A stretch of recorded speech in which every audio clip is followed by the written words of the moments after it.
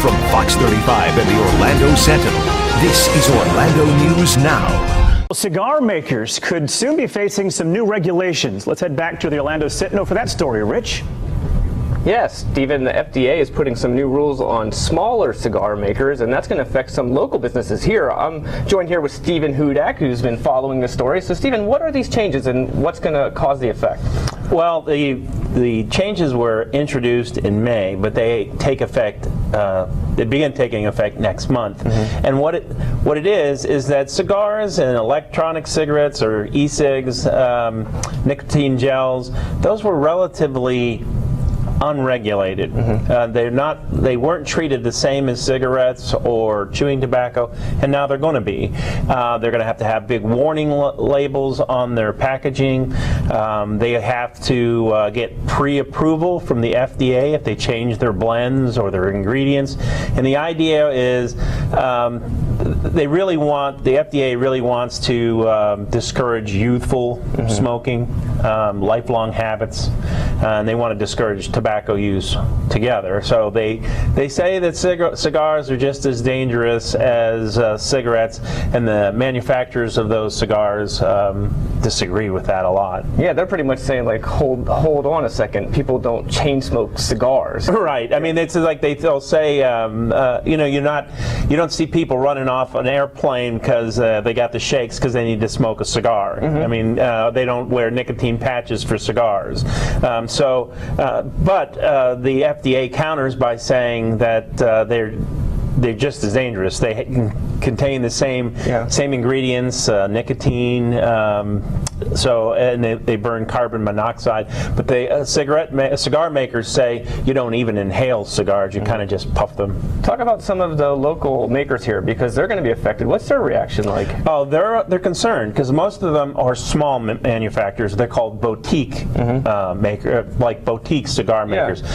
Cordoba and Morales, which is was originally based in Orlando, is now in Castleberry. It's really a husband and wife team.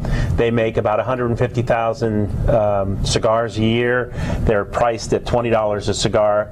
No one's going to run out and chain smoke $20 cigars. It's not cheap. But they will be subject to these same rules.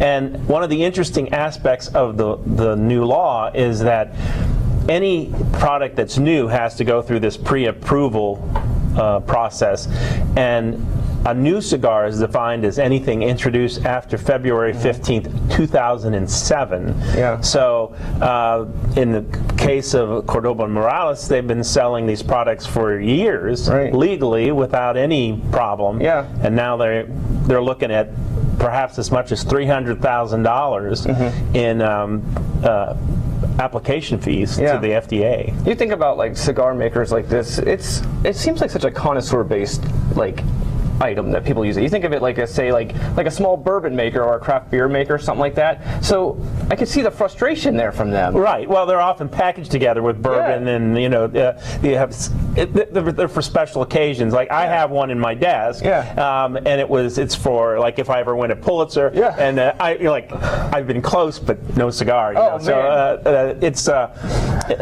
It's for special occasions. The birth of a child. I'm a Cavaliers fan, so Cleveland Cavaliers championship. Break them out then. Yeah. So that thing didn't get smoked? Well, actually it was here, so I didn't smoke it. No. Okay. All right. Well, how about any changes? Is there any chance that this is going to change? Like cigar smokers are going to cigar companies are actually going to be able to get taken away from. Well, the trade groups are really fighting this. The cigar trade groups, the industry groups are fighting it. They actually have on their side both of Florida senators, because Florida is a big cigar making state. I mean, I think there's 200 cigar makers in the state of Florida. Over 100 of those are in Miami, as you might imagine. Yeah. There's 10 here in Orlando that I know of. But the the senators wrote a letter to the FDA saying it's misguided to lump these premium hand-rolled cigars in the same thing as these mass-produced stogies that you might get from Swisher Sweet, you know, the blueberry-scented or blueberry-flavored, blunts that the kids, that really sort of appeal to kids. I mean, some of the flavors are Jolly Ranchers and cotton candy. You don't get that with with these cigar makers. It's sort of the robust, Ricardo Montalban talking about, the rich, handsome leather taste or whatever. So.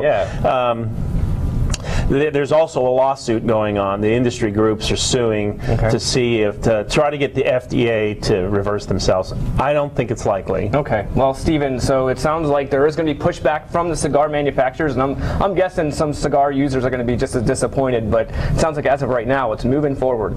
Absolutely. Thank you, guys. Appreciate it. Thanks for watching. You can watch Orlando News Now every weekday on OrlandoSentinel.com live at noon. See you then.